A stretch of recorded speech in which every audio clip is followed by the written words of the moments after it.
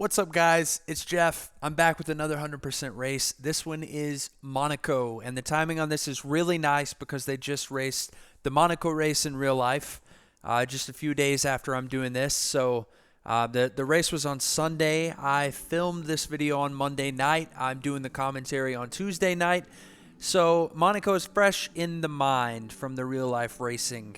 And the first thing that you may have seen that you may notice is different if you watch some of my other videos that I've done in F1 is that I'm currently not using the racing line.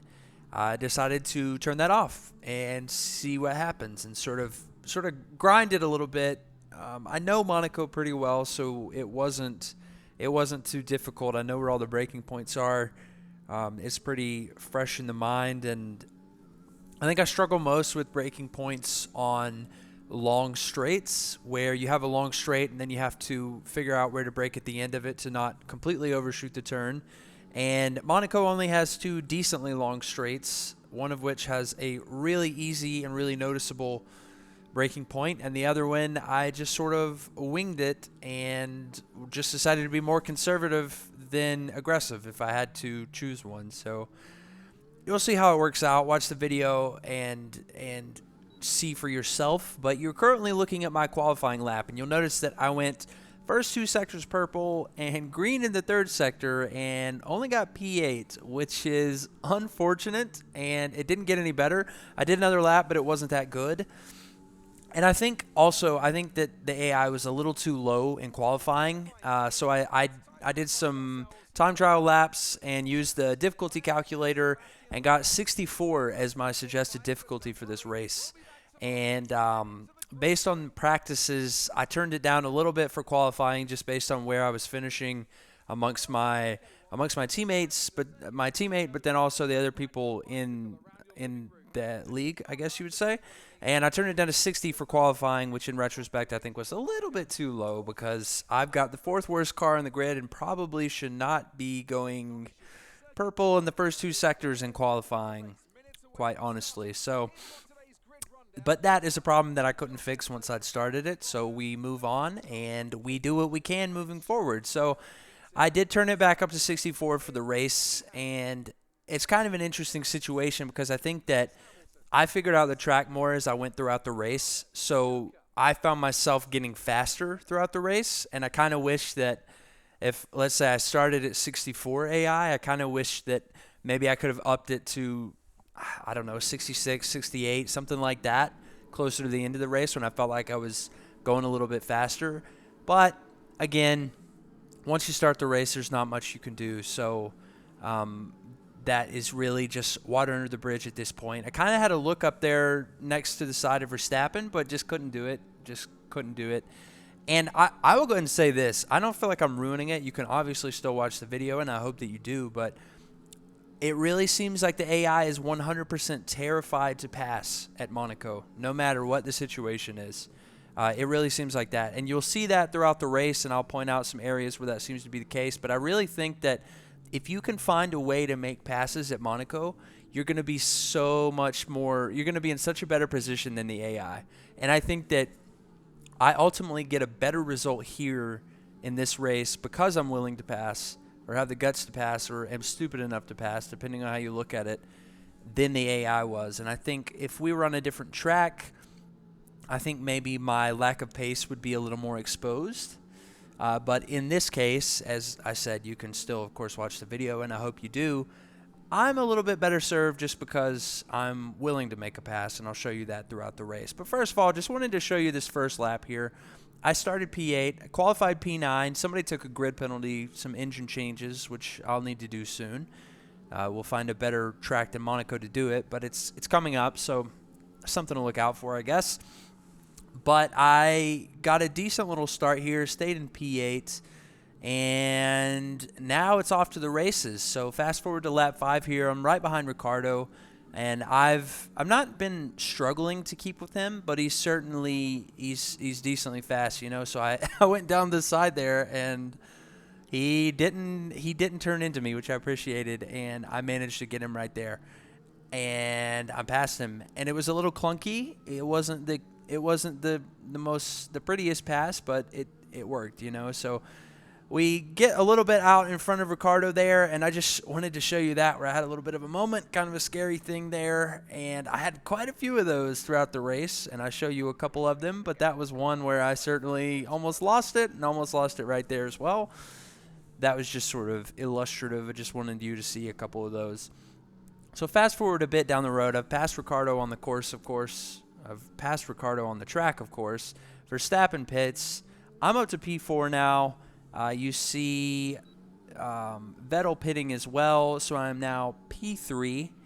We did this mainly through pitting and through other people pitting, I should say. But I'm really goosing it, trying to get as much speed as I possibly can, use as much of my ERS as I possibly can to really try to come out of the pits in the best possible position. Because, as you know, Monaco is track position, track position, track position.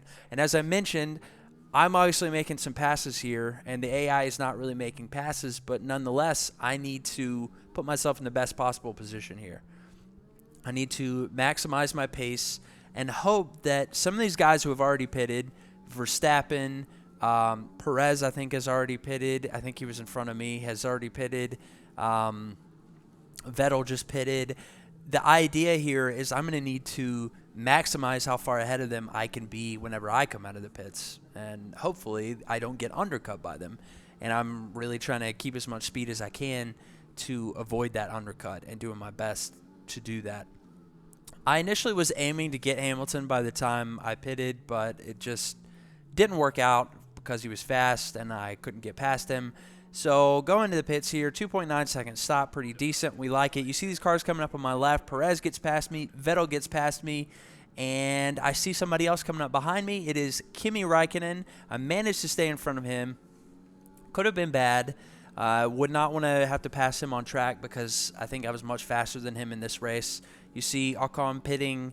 I'm P8 here, and we're not done with the pit stops. There are more people to pit in front of me, but that is the situation for now. More pitting happened. I'm P7. You see here, this looks like I'm going to have a go at Vettel. Otherwise, I don't think I would show you this. I have a go at Vettel, and I thought I might have touched Perez. I'm not sure, but we come out of the chicane, and I do get the warning for a collision with Perez.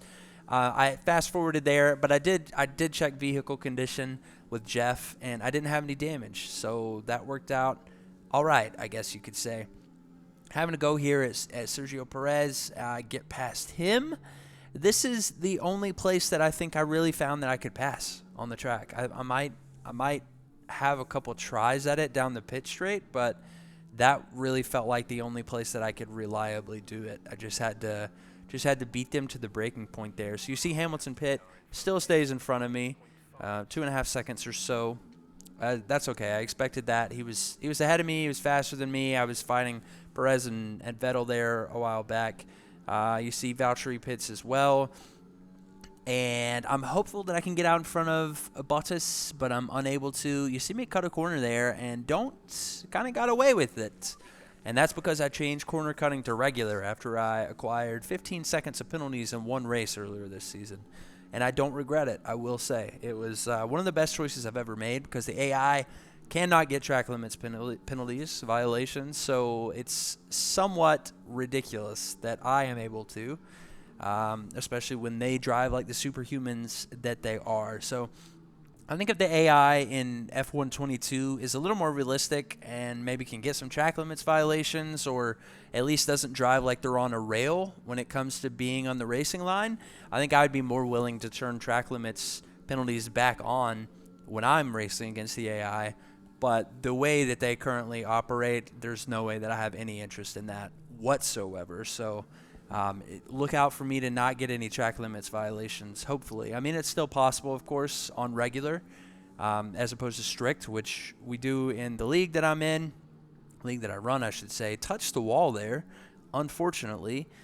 Didn't get any damage from it, I don't believe. I do probably check it here in a second. I don't know if I check it during this clip, but put in a nice little lap there and gained a little bit of time on Valtteri, and I am rewarded with the fastest lap of the race. It is a 1:15.187, and we are on track to get an extra point. So we're sitting pretty as it stands. You see me go past Bottas there, and made that one stick pretty easily. He didn't put up too much of a fight. And you can tell by the angle here that I'm going to have a go at Lewis Hamilton as well. I thought about it, actually, ended up not going for it. Just wanted to show you what it looks like when I have that opportunity and end up not going for it. Fast forward a couple laps here, and I feel like I have a better opportunity, and I get by him. Well, do I? And we're wheel banging a little bit there, and I do take it, and I do keep it. So that's perfect. That worked out nicely. You see here the reason that I've been able to catch some of these guys. Yuki Tsunoda is in P1. Yuki Tsunoda has not yet pitted, and his car is about on par with mine. You see me almost at the back of Yuki Tsunoda there. Got past Leclerc, but ended up letting him back pass. I don't know that I had to. I mean, that's kind of not how it works, but it was a garbage overtake. I overtook off track. I should have had to give it back, and so I did. I think I was kind of surprised that they didn't force me to. Maybe that's related to the corner cutting on regular instead of strict, but I did give it back nonetheless, and then ended up getting it a couple laps later. So now I'm right behind Yuki Tsunoda, and as I mentioned, the only reason I was able to catch a lot of those guys, I think, because they are faster than I am.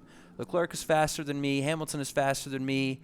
Bottas is maybe not faster than me, but also maybe faster than me. So the only reason I could keep up with them is because they were unwilling to pass Yuki Tsunoda, and Yuki Tsunoda is going a lot slower than they were. You see me have a go at him on the pit straight, and I got it, and that was the only car that I could do that against.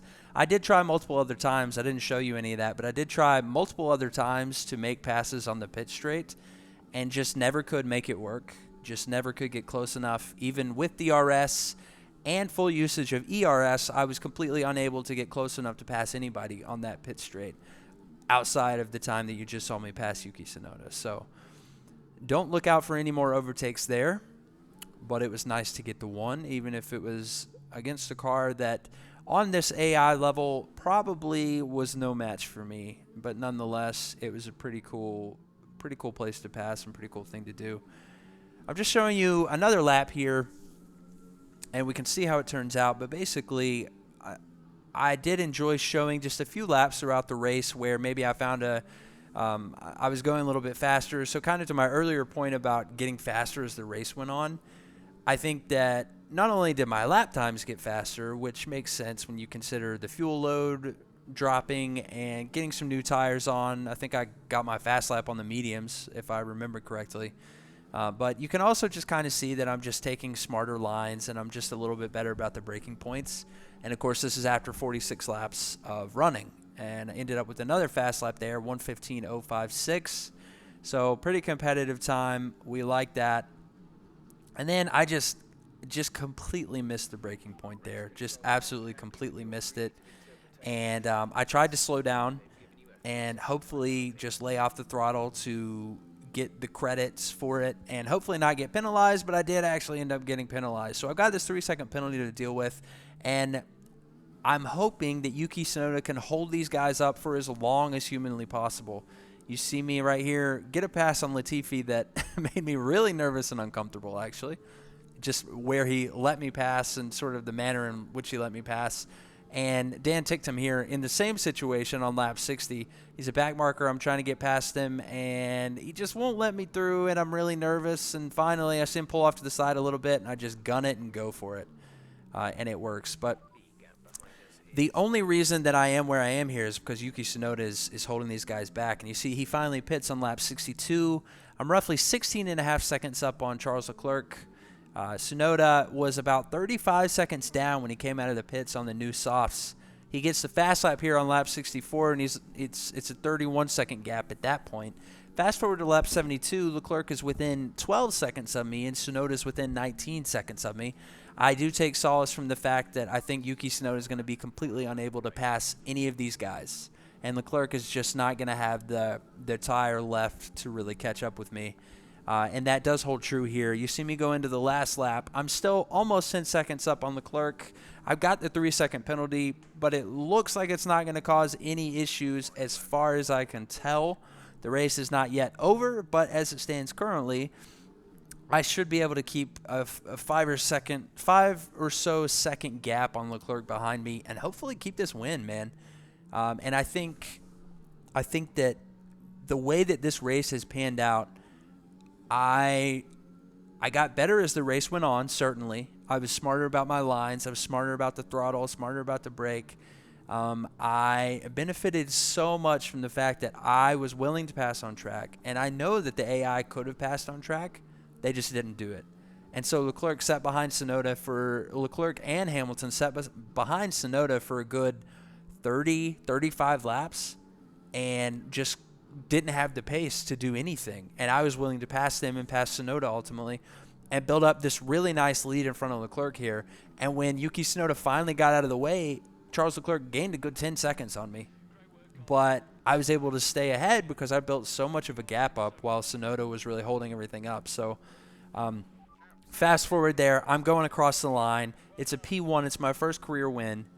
And I'm ecstatic, I love it. And you see that Yuki Tsunoda gets driver of the day. He did make up a lot of places during the race, but he also helped me win the race as I just laid out. So Yuki Tsunoda is my driver of the day as well, because I think if he hadn't been on that alternate strategy, going long on the mediums and then switching to the softs, I don't think I would have won this race. I don't think that I would have been able to catch Hamilton and Leclerc and build out that massive lead that I did after I passed Yuki Tsunoda. So cheers to Yuki Tsunoda for helping me win that race, and my willingness to pass, I guess, helped me win that race as well.